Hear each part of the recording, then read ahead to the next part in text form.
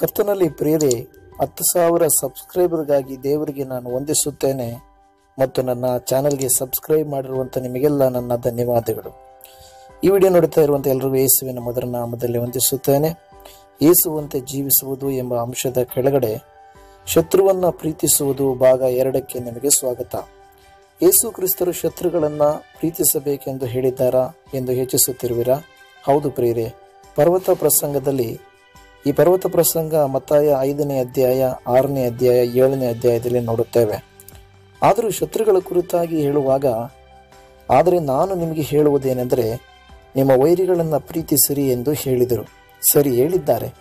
ಆದರೆ ಹೇಳಿದ ಅವರು ಹಾಗೆ ಮಾಡಿದ್ರಾ ಅಂತ ನಾವು ನೋಡೋಣ ಬನ್ರಿ. ಸರಿ, ಶಿಲುಬೆಗೆ ಹಾಕುವ ಮುನ್ನ ಕೆಲವು ಜನರು ಯೇಸುವನ್ನು ಹಿಂಸಿಸಿದರು.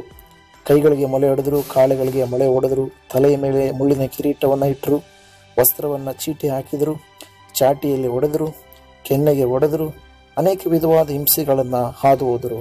ಈ ಹಿಂಸೆಗಳೆಲ್ಲ ಆಗಲಿಕ್ಕೆ ಕಾರಣ ಯಾರು ಅಂತ ಕೇಳಿದರೆ ಅನೇಕರು ಕಾರಣರಾಗಿದ್ದಾರೆ.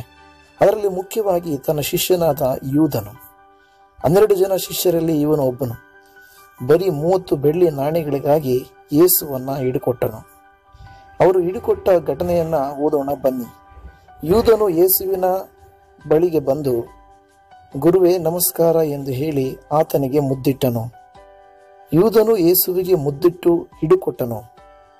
ಯೂದನು ಮುದ್ದಿಟ್ಟು ಹಿಡಿಕೊಡುತ್ತಾನೆಂದು ತಿಳಿದ ಯೇಸು ನಂತರ ಈ ರೀತಿ ಹೇಳುತ್ತಾರೆ. ಯೇಸು ಅವನಿಗೆ, ಗೆಳೆಯನೇ, ನೀನು ಬಂದ ಕೆಲಸ ಇದೆಯೋ ಎಂದು ಕೇಳಲು ಅಂತ ನಾವು ನೋಡುತ್ತೇವೆ. ಯೂದನು ವೈರಿಯಂತೆ ಶತ್ರುವಂತೆ ಹಿಡಿಕೊಟ್ಟರೂ ಸಹ ದೇವರಾದ ಯೇಸು ಅವನನ್ನು ಗೆಳೆಯನೇ ಎಂದು ಕರೆದರು. ಯೇಸುವಿಂದ ನಾವು ಕಲಿಯಬೇಕಾದಂಥ ಪಾಠ ಏನು ಅಂದರೆ, ನೀವು ಕೆಲಸ ಮಾಡುವ ಜಾಗದಲ್ಲಿ ನಿಮ್ಮನ್ನು ಹಿಡ್ಕೊಡುವಂತಿರ್ಬೋದು, ನಿಮ್ಮ ಮನೆಯಲ್ಲಿ ನಿಮ್ಮನ್ನು ಹಿಡ್ಕೊಡುವಂಥ ಶತ್ರುಗಳಂತೆ ಇರಬಹುದು. ಅವರನ್ನೆಲ್ಲ ನಾವು ಪ್ರೀತಿಸ್ತೀವ? ಯೋಚನೆ ಮಾಡಿ ನೋಡಬೇಕು. ಒಂದು ಪೇಪರು ಪೆನ್ನು ತೆಗೆದುಕೊಳ್ಳಿ, ನಿಮ್ಮ ವೈರಿಗಳ ಹೆಸರನ್ನೆಲ್ಲ ಅದರಲ್ಲಿ ಬರೆದಿಟ್ಕೊಳ್ಳಿ. ಯಾರನ್ನೆಲ್ಲ ನಾವು ಹೆಚ್ಚಾಗಿ ದ್ವೇಷಿಸ್ತೇವೋ ಅವ್ರನ್ನೇ ಪ್ರೀತಿಸಬೇಕಂತ ಯೇಸು ಕ್ರಿಸ್ತನು ಹೇಳ್ತಾರೆ ನೋಡ್ರಿ.